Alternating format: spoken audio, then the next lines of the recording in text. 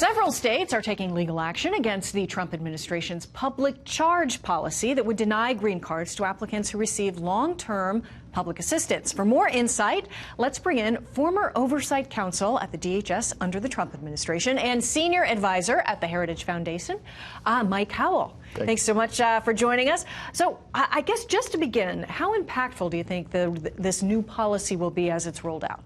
I think this is the most consequential action of this administration in the immigration policy area, and perhaps the most consequential action in many decades.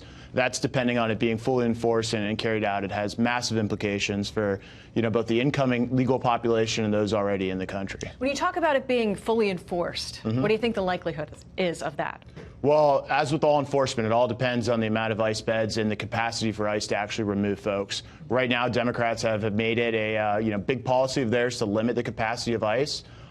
So to the extent that those numbers are able to get higher, there's more space for folks to be removed. Yeah, there's also been a political pushback from the other side of the aisle against this in general, broadly from, say, folks that are running for the White House, general Democrats, advocacy organizations, and as well as lawsuits. There are a multitude of states, more than a dozen, that have filed, including Washington Attorney General Robert Ferguson, who said this. We've got a little bit of a graphic here. The Trump administration's message is clear. If you're wealthy, you're welcome. If you're poor, you're not. It forces families into an impossible choice to sacrifice their dream of becoming Americans in order to provide health care, food, or a roof over their children's heads, or let their families go without in order to remain in the country. This rule is un-American, anti-immigrant, and unlawful. I intend to stop it. Your reaction that this essentially goes after the poor immigrants? Well, I would encourage the gentleman to read the actual rule. Within, it's 837 pages. The speed with which these lawsuits came out doesn't reflect a full understanding of what's actually in it. There's still an allowance for, asylum, refugee, these sympathetic humanitarian cases. And it's not asking for immigrants to necessarily be wealthy. It's asking for a modicum of self-sufficiency, to not be reliant on the very limited social services of this country that are reserved for Americans. Why do you think now? Why the rollout now? I mean, the Trump administration has rolled out a number of policies since they've come in. Some have been challenged by the courts, as I'm sure you've noticed here since the administration has begun. Why now?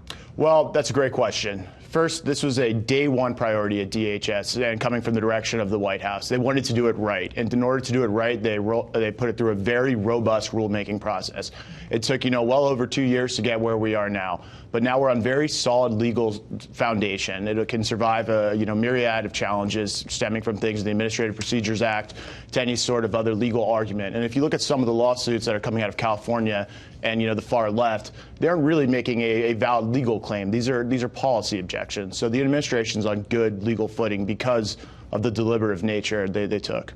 One of the big accusations right now against the president, as well as his administration, kind of broadly is related to racism in general. But specifically when it comes to this policy, a number of immigrant organizations have come out, pushed back, among them the National Immigration Law Center.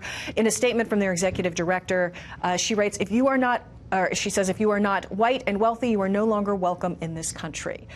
Your response to that this accusation has something to do with a broader effort to rein in immigrants from other countries, or if you're not white? Again, I would encourage her to read the rule, the final rule. It is a racially neutral rule. It doesn't care what color you are, size, shape, or where you're from. It applies to people across the board, whether they're coming from Europe, Central America, Australia, wherever you want. It is racially neutral. It is simply asking that immigrants who wish to come into this country, show that they can be self-sufficient and not a drain on the public services that are reserved for Americans in this country. All right. Thank you so much. Mike Howell from the Heritage Foundation. We appreciate it. Thank you.